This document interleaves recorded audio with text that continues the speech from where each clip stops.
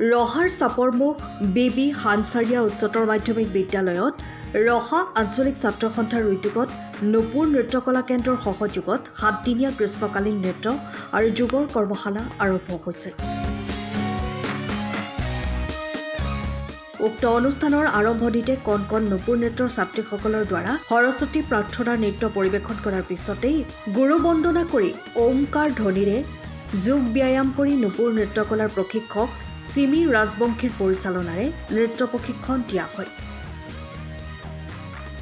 উক্ত কৰ্মশালাৰ শুভ উদ্বোধন কৰে সাংবাদিক ফুনু শৰ্মাই। উক্ত অনুষ্ঠানত ৰহা আঞ্চলিক ছাত্ৰ সন্থাৰ সভাপতি সঞ্জয় কুমাৰ কাকতি, সম্পাদক ভাৰত বৰুৱা, সাংবাদিক ছয়েল খেতান, নৱজ্যোতি ভূঞা উপস্থিত থাকে। এই কৰ্মশালাত নৃত্য আৰু যোগাভ্যাসৰ জৰিয়তে শাৰীৰিক, আধ্যাত্মিক, বৌদ্ধিক উন্নতি সাধন হোৱাৰ লগতে সুস্থ জীৱন যাপন কৰিব পাৰিব। যোগ শিক্ষক সঞ্জয় কুমাৰ কাকতিয়ে ছাত্ৰ ছাত্ৰীসকলক যোগৰ শিক্ষা আৰু চিমি ৰাজবংশীয়ে নৃত্যৰ শিক্ষা প্ৰদান কৰিব।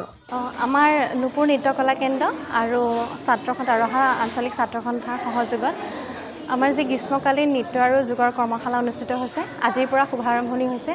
আমাৰ সকলো ছাত্ৰ ছাত্ৰীও এই কৰ্মশালাত জড়িত হৈছে আৰু যিসকল এতিয়াও জড়িত হ'বলৈ বাকী আছে তেওঁলোকো আহক, যাতে গ্ৰীষ্মকালীন আমাৰ যি বন্ধ দিনত আমি যি পদক্ষেপ হাতত লৈছোঁ সেই ল'ৰা ছোৱালীখনক এটা সুশিক্ষা প্ৰদান কৰা, পঢ়া শুনাৰ লগতে যি নৃত্য আৰু যোগৰ তেওঁলোকৰ জীৱনত যথেষ্ট উন্নতি সাধন কৰিব। এনে ঘৰতে বহি আজিকালি ল'ৰা ছোৱালীয়ে প্ৰায় মোবাইলটোৰ লগতে জড়িত থাকে। সেই মোবাইলটোৰ পৰা আঁতৰি যদি নিজৰ যি আমাৰ যোগ বা নৃত্যৰ লগত জড়িত হয়, তেওঁলোকৰ দৈহিক মানসিক বিকাশ হোৱাৰ লগতে বহুখিনি উন্নতি হ'ব বুলি মই আশা কৰিছোঁ। গতিকে সকলোৱে সুস্বাস্থ্য কামনা কৰি ইয়ালৈ নিমন্ত্ৰণ জনালোঁ, সকলোৱে আহি যাতে কৰ্মশালাত অংশগ্ৰহণ কৰে। ৰহা আঞ্চলিক ছাত্ৰ সন্থাৰ উদ্যোগত আৰু নুপুৰ নৃত্যকলা কেন্দ্ৰৰ সহযোগত আমি চাপৰমুখ বেবী হানচাৰিয়া উচ্চতৰ মাধ্যমিক বিদ্যালয়ত 7 দিনীয়া গ্ৰীষ্মকালীন নৃত্য আৰু যোগৰ কৰ্মশালা আয়োজন কৰিছোঁ। আৰু এইখিনিতে এটাই ভাল লাগে যে নুপুৰ নৃত্য কলা কেন্দ্ৰৰ প্ৰতিষ্ঠাপক তথা মুখ্য প্ৰশিক্ষক চিমি ৰাজবংশী এসময়ত আমাৰ ছাত্ৰ সন্থাৰ লগত জড়িত আছিলে। তেওঁ ছাত্ৰ সন্থাত আৰু তেওঁ ভাল নৃত্য শিল্পী আছিলে আৰু তেওঁ নৃত্য শিকি এতিয়া তেওঁ শিক্ষয়িত্ৰী হৈছে। তেওঁৰ কলা কেন্দ্ৰৰ ল'ৰা ছোৱালীয়ে অসমৰ বাহিৰত গৈ পুৰস্কাৰ ল'বলৈ সক্ষম হৈছে। সেইকাৰণে আমি যৌথভাৱে এই কাৰ্যসূচীটো ৰাখিছোঁ।